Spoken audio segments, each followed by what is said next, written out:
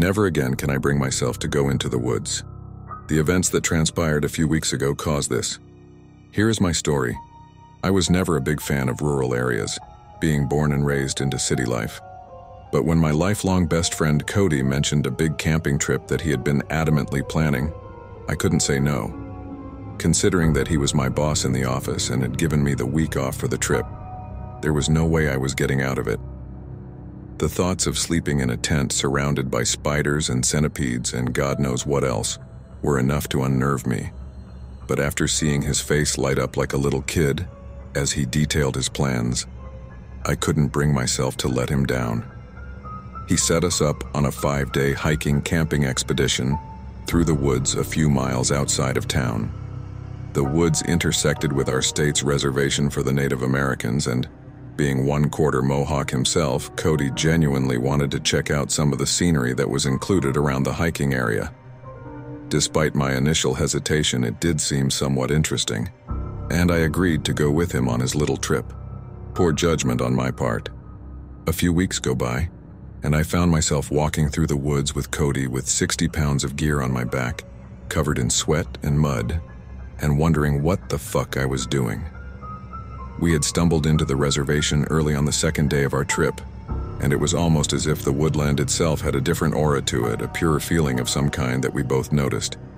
But no matter how clean the nature felt around us, I was still disgusted by all the different insects and thorny plants that I continuously had to flick off from my clothing.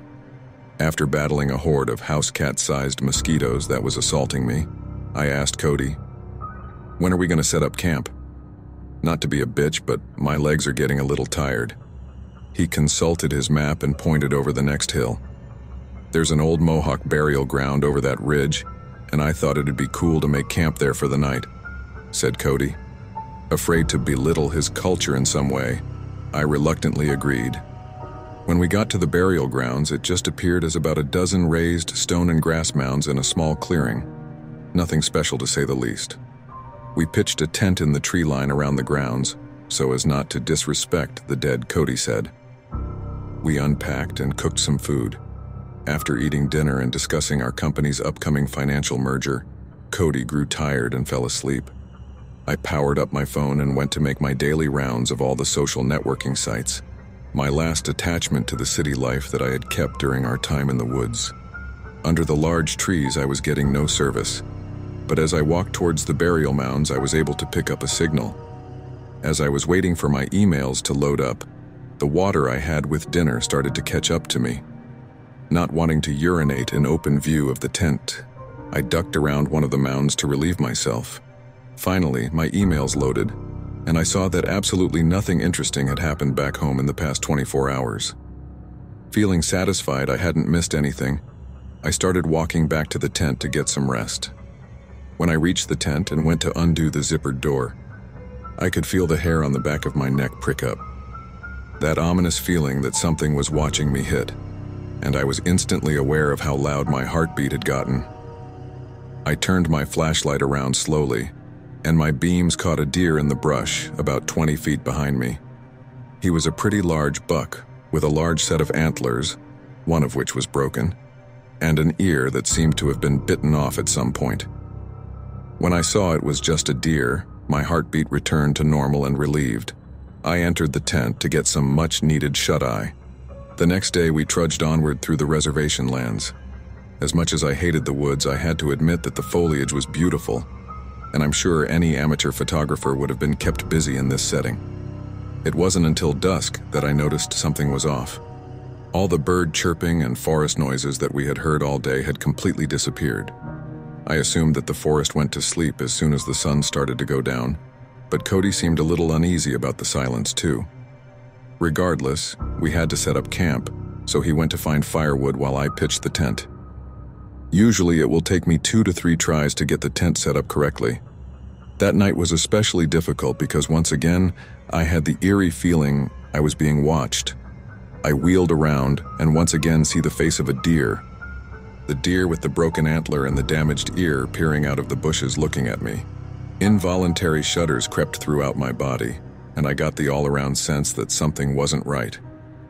When I made movements to try to shoo the deer away, He simply stayed put and stared at me with those beady black eyes.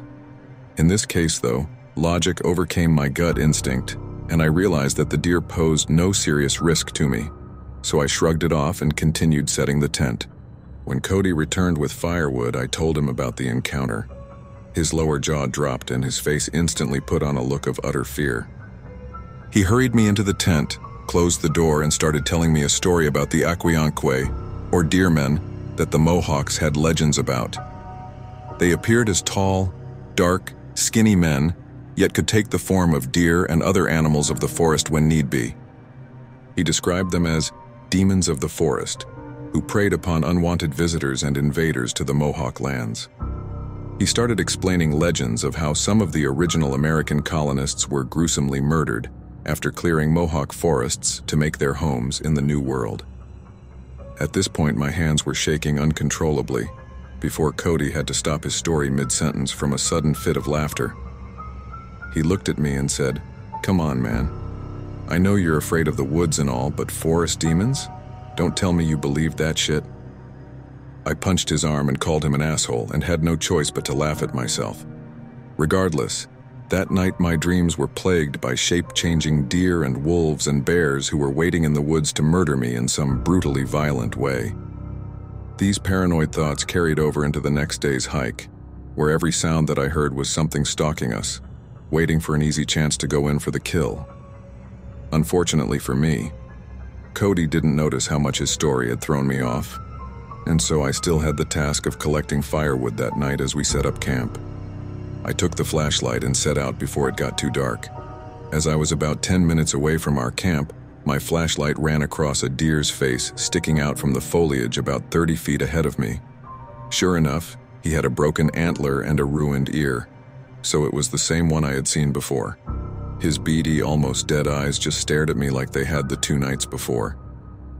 Except this time, I noticed that something was really wrong with the whole picture. Then it hit me. The deer's head was almost 8 feet off the ground, and something was definitely fucking wrong. My hands started trembling as I panned the flashlight down from the deer's face. And between the leaves I saw what looked to be a long, slender black arm with sharp claws pointed directly at me. I dropped the flashlight, turned, and sprinted towards the tent as fast as I'd ever run before in my entire life. Not looking behind me, I reached the camp and pushed Cody inside the tent. In my hysterics, I wasn't able to relay the full story to him, but he caught onto my fear immediately. We grabbed our camping knives, the only weapons we had brought, and sat in the tent that night looking out the windows, vigilant for anything that would try to approach our camp. When dawn finally came, we were both still awake. By that point, he had gotten the full story, and after consulting a map, decided that we could make it to a local road and call for a ride back home before nightfall. Leaving all the non-essential items behind, we trekked for the road, called a cab, and got a ride back to the lot where our cars were parked. Cody still didn't entirely believe that what I witnessed was true, but I knew what I had seen. "Go home, get some rest, and we'll meet for drinks tomorrow," he said. I silently nodded my agreement as he dropped me off at my house and pulled off into the night. Feeling relieved to finally be back in the city, I jogged up the stairs to the door, unlocked it, and walked into the apartment. As I set down my keys and walked to the bedroom for some well-needed rest, I noticed an odd irony tinge hanging out in the air. The smell was weak, but certainly there.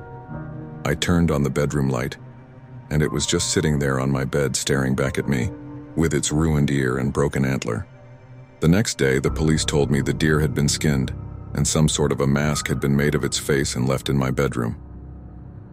No additional evidence of a break-in was found, and it was never determined how the perpetrators had gotten into my locked apartment.